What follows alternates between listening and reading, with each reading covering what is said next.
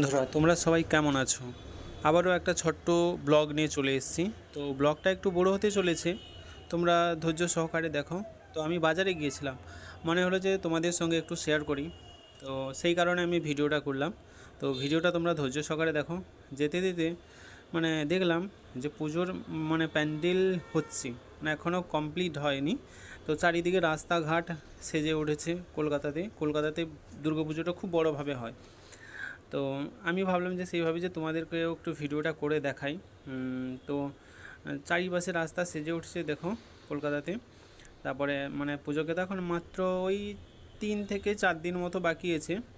তো আমি ভিডিওটা আগে করেছিলাম অবশ্যই, কিন্তু তখন আর সময় হয়নি। তারপরে যখন দেখি না পুজোকে তো কয়েকদিন বাকি আছে, প্যান্ডেলের কাজ জোর কদমে চলছে দেখো।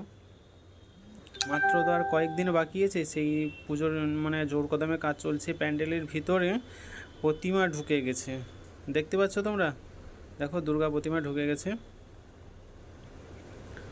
চারিদিকে রাস্তা এরকম সেজে উঠেছে, আর আকাশটাও কত সুন্দর লাগছে দেখো, কত সুন্দর লাগছে চারিপাশে দেখো। আবার এখানে সবজি বিক্রি হচ্ছে।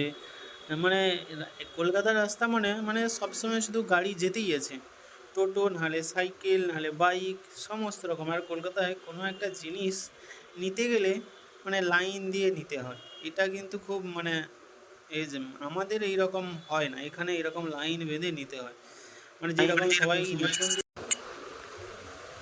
তারপরে আস্তে আস্তে দেখলাম একটা গার্লস স্কুল, এখানে পুরো রোডের সামনে স্কুলটা।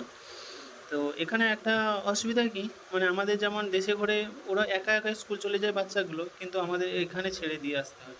তারপরে দেখলাম যে কত সুন্দর সুন্দর বাড়িগুলো দেখো, জাস্ট ওপরের দিকে তাকিয়ে আছি হাঁ করে, যে বাড়িগুলো কত সুন্দর। আর 6 তলা 7 তলা করে বিল্ডিং, শুধু বিল্ডিং, যেদিকে তাকাবে তার উপরে তো আকাশ আছে কত সুন্দর। ওর আগে বৃষ্টি হয়েছে জাস্ট, তারপরের আকাশটা দেখো। বৃষ্টি হয়ে যাওয়ার পরে না আকাশটা খুব সুন্দর লাগে দেখতে, দেখবে তোমরা খেয়াল করে। দেখছো রাস্তা ভিজে আছে, যাচ্ছি শুধু চারিদিকে বিল্ডিং আর বিল্ডিং, শুধু বিল্ডিং ছাড়া আর কিছু নেই। তারপরে দেখো সামনে একটা ওই গ্রাউন্ড আসছে, আমি ভাবছিলাম ওই রাস্তা দিয়ে যাবো না, ওই গ্রাউন্ডের ওপর দিয়েই যাবো আমি, ওই ঘাসের ওপরে পা দিয়ে দিই। তারপরে তো যাচ্ছি, চারিদিকটা তোমাদেরকেও দেখাচ্ছি দেখো কত সুন্দর ভিউটা।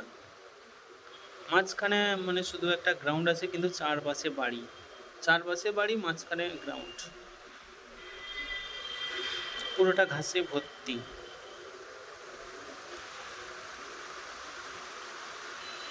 আমি তো গ্রাউন্ডের মাঝে দিয়েই আসছি, গ্রাউন্ডের মাঝখান দিয়ে আসছি, কারণ রাস্তায় দেখছো তো কীরকম জল হয়ে আছে, সেই কারণেই আমি গ্রাউন্ড দিয়ে গিয়েছিলাম।